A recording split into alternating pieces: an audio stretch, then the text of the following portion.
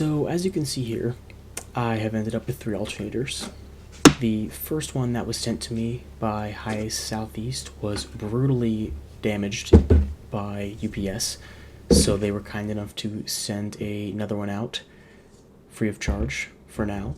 This is the original one, as we saw in the last video, large crack in the housing. I took it to see if it could get rebuilt, and they said probably not a great idea because the crack was pinching the stator. Do not know what that means, but I'm going to trust them on that. This pulley is also a little stuck, so that's a big no-no.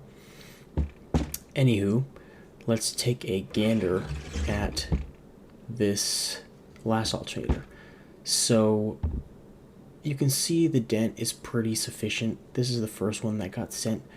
There's a couple spots that are pretty rough, and apparently when the sides are dented in like that, there are diodes underneath the cover, and that can short out against the alternator itself, causing fuses to blow and alternators to not work.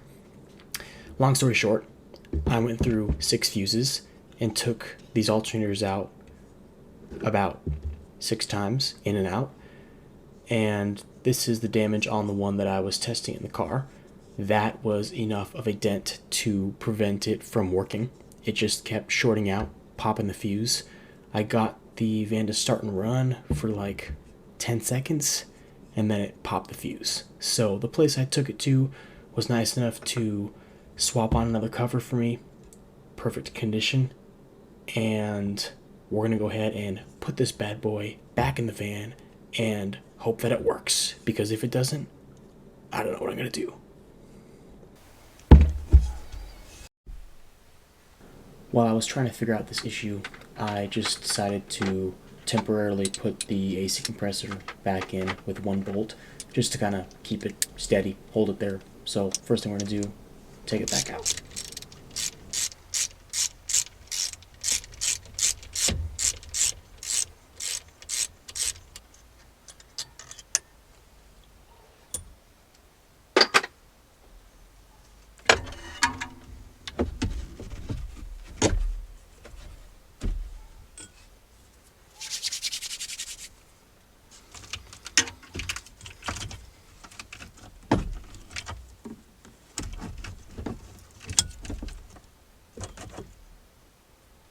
This red wire here is an extra ground that I added from the alternator to the body of the car.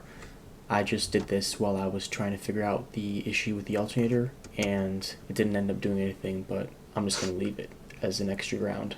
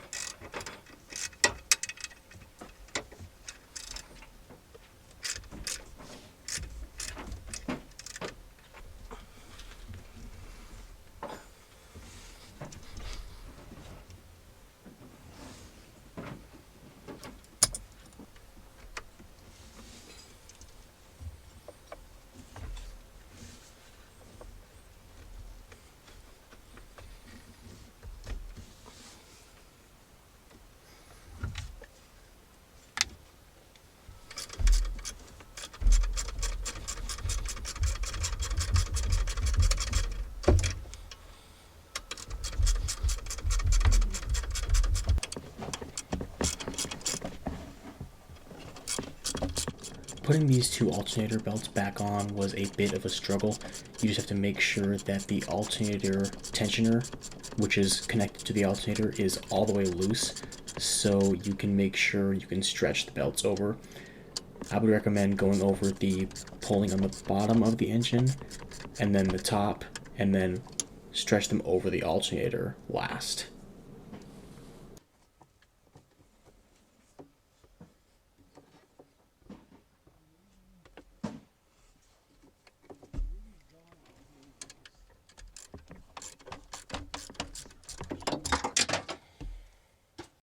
Now, this was the moment when I dropped my 1/4 inch ratchet and 10mm socket down into the depths. Now, unfortunately, underneath this Hiace, there is quite the cluster of belly pans. So, throughout my time of working on this thing, I've noticed if you drop something down there, it is very difficult to retrieve because it rarely goes all the way to the bottom and comes out onto the pavement. So I spent the good part of 10 minutes trying to figure out where this thing was so I could finally get a magnet down there and grab it out. But I was not going to rest until I got my ratchet back.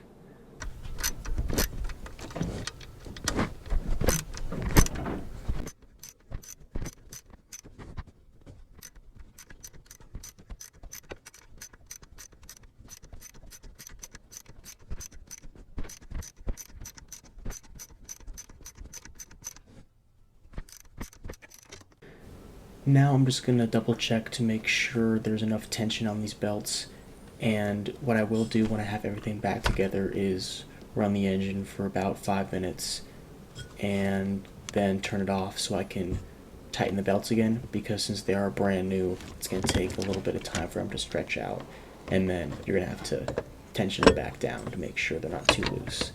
Now we're putting the AC compressor back on.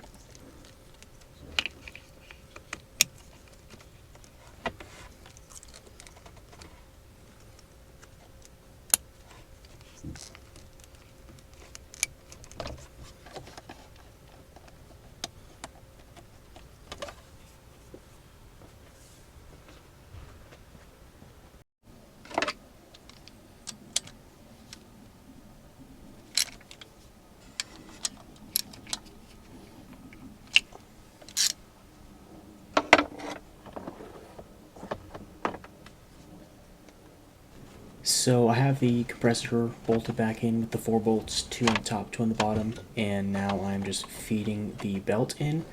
What you're going to want to do here is try to finesse the belt around each fan blade as you spin the fan. It's kind of a difficult task when you first start to learn how to do it, but you know, just power through and keep spinning it, then it'll pull through.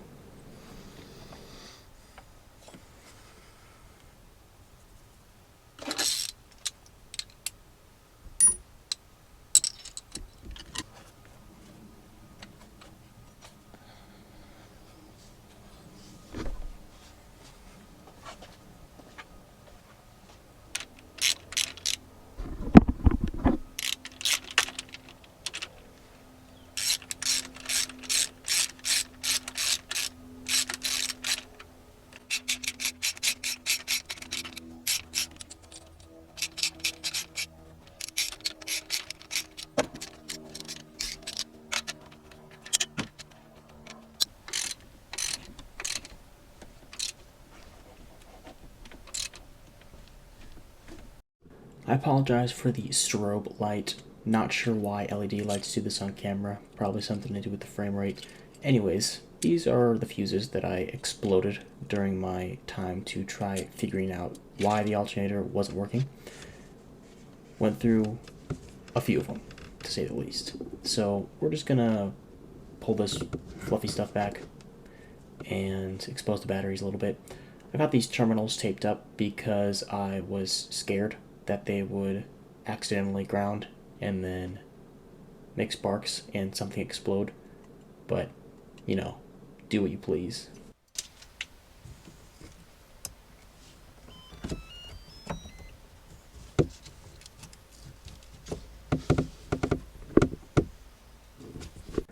I didn't show the fuse changing process on camera, but it's quite a pain. You have to remove both positive cables from the battery, and then you have access to this little fuse panel. You can see it just to the right of that terminal, and you have to unplug all the wires from the bottom and then pop two of the side covers open, take two 8mm and a 10mm bolt out, and you can pull the fuse out and then replace it.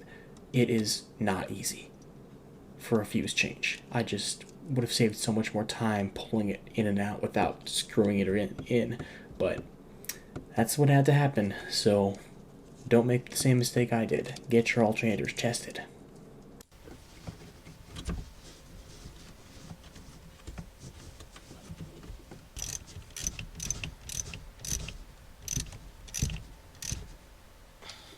It's finally time for the moment of truth, so brace yourselves.